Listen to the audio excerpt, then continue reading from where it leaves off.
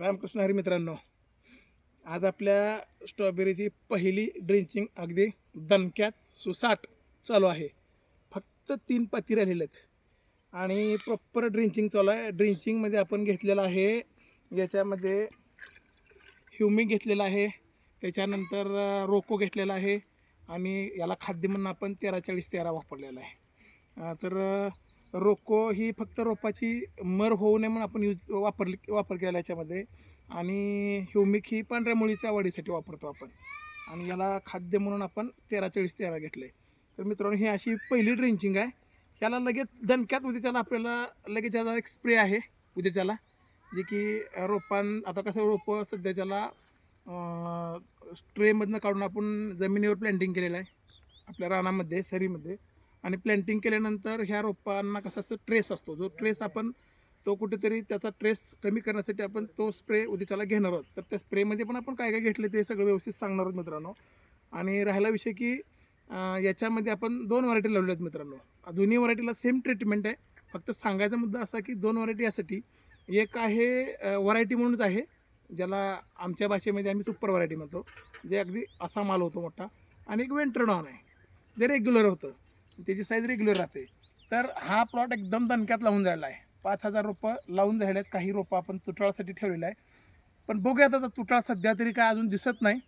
वरचीवर ज्यावेळेस जसं आपण आता उद्याचे स्प्रे करू, त्यानंतर दुसरी आळवणी असेल, तिसरी आळवणी असेल, त्यावेळेस व्यवस्थित आपल्याला लक्षात येईल की रोपं काही मरत आहेत म्हणून.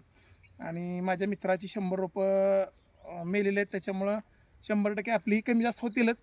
परंतु आपण सुद्धा जवळपास 400 ते 450 रोपं आपण शिल्लक ठेवलेत याची मर झाल्यानंतर तुटाळ लावण्यासाठी.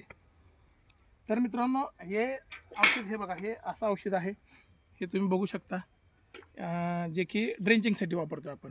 याच्यामध्ये रोको, ह्युमिक आणि 13-40-13 असा आपण याच्यामध्ये औषधाचा वापर केलेला आहे. तर आता परत त्याच्यानंतर कीटकनाशकची फवारणी असेल वगैरे. त्याच्यानंतर ह्याच्यावर एक सुरुवातीला जो रोग येतो, काळा म्हणून असतो, जसं की आता हे पानं तुम्ही पाहताय, तर हे पानं आता हिरवेगार दिसत आहेत, बरोबर. पण काही दिवसानंतर तो रोग आल्यानंतर आपल्याला कसं लक्षात येतं की हे बघा, आता हे पान जे आहे, हे पान आता आपण औषध टाकल्यामुळे थोडं काळा कलर दिसतोय, परंतु त्याचं पूर्ण असा ब्लॅक कलर येतो ह्याच्यावरती, पूर्ण काळा कलर. फेंट काळा असेल तर तो आपल्या औषधाचा डाग आहे, परंतु या पानावर पूर्ण ब्लॅक डाग आला की समजायचं काळा रोग आला. तर मित्रांनो, हे काय सुरुवातीचे लक्षण आहेत हे आपल्याला लक्षात ठेवायला पाहिजेत. आणि आम्हालाही काय कुणी शिकवलेलं नाही, आम्ही हे आमच्या स्वतःच्या एक्सपिरियन्समधनं याचा अभ्यास करून हे कार्यक्रम करतो आहे मित्रांनो. आणि ज्यांना कोणाला नवीन प्लॉट लावायचा आहे, तर त्यांच्यासाठी हा माझा अट्टास आहे की तुमच्यापर्यंत ही योग्य अशी माहिती पोहोचावी.